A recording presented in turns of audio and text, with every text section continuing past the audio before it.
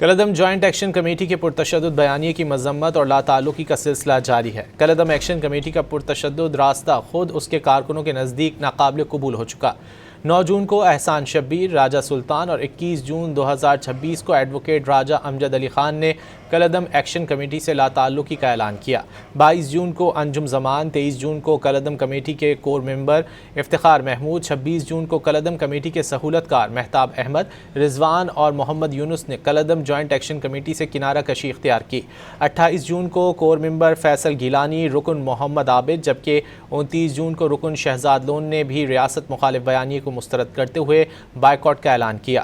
محمد عثمان نے 4 جولائی اور کور ممبر سعید امجد نے 1 اگست کو اظہار لاتعلقی کا اعلان کیا۔